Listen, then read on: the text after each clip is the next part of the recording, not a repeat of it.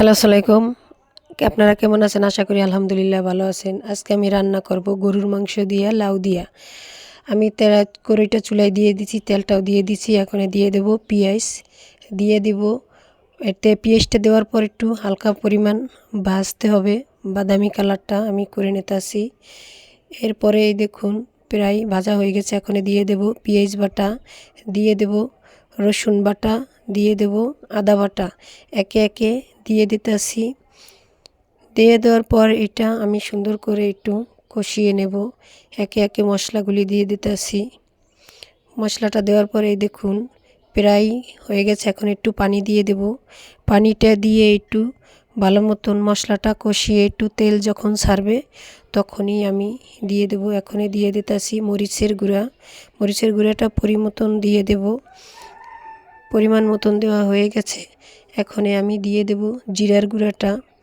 জিরার গুঁড়াটা হলুদের গুঁড়াটা দিয়ে দিতেছি। জিরার গুঁড়াটা পরবর্তীতে দিয়ে দেব। আগে হলুদের গুঁড়াটাই দেই, কেননা হলুদের গুঁড়াটা তেলের ভিতরে একটু বেশি ভাজা লাগবে, নয়তো হয়তো বা গন্ধ হয়।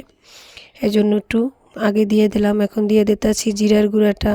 জিরার গুঁড়াটা দিয়ে সুন্দর করে আমি মশলাটা ভেজে নেব। এখন দিয়ে দিলাম তেজপাতা, গরম মশলা, এলাচ, দারচিনি এসব দিয়ে আমি মশলাটা সুন্দর করে আমি ভাজিয়ে নিতেছি।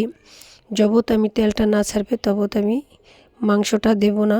স্বাদ মতন লবণটা আমি দিয়ে দিলাম। স্বাদ মতন লবণটা দিয়েই দেখুন মশলাটার থেকে তেলটা ছেড়ে গেছে। এখন আমি দিয়ে দেব মাংসটা। মাংসটা আমি সবগুলোই দেব। মাংসটার পরিমাণ এখানে আছে 3 কেজি পরিমাণ। 3 কেজি পরিমাণ মাংসটাই আমি রান্না করব। মাংসটা একটু সুন্দর করে আমি মশলাটার সাথে মাখিয়ে নিলাম। মশলাটার সাথে মিলিয়ে নিয়ে এই দেখুন আমি ঝোলের পানি দিয়ে দিলাম। ঝোলের পানি দিয়ে আমি আবার কতক্ষণ জাল দিয়ে নেব। মাংসটা সুন্দর করে একটু সিদ্ধ করে নেব। এই দেখুন সিদ্ধটা হয়ে গেছে। এখন আমি লাউগুলি ছেড়ে দিলাম। লাউগুলি ছেড়ে দিয়ে আমি আবারও নেড়ে চেড়ে নেব, কেননা লাউর পরিমাণটা একটু কমই দিয়েছি, মাংসের পরিমাণটা একটু বেশি।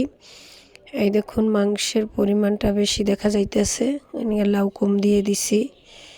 লাউ দিয়ে আপনারা রান্না করে খেয়ে দেখবেন, অনেক মজার জিনিস। এই দেখুন আমার হয়ে গেছে।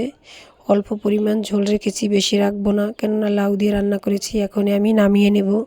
নামিয়ে আমি বাটিতে বলে আমি ঢেলে নেব। দেখুন কালারটাও ভালোই এসেছে। আপনারা আমার এই ভিডিওটা দেখবেন আর লাইক, কমেন্ট, শেয়ার করবেন, সাবস্ক্রাইব করবেন। এই দেখুন মাংসটা আমি বেড়ে নিয়েছি, দেখা যাইতেছে সবুজ সবুজ কালারটাই আমি রেখেছি। বেশিক্ষণ জাল দিলে লাউ টক লাগে বা কালারটা নষ্ট হয়ে যায়, এজন্যই আমি সবুজ কালারের রেখেছি। সবুজ কালার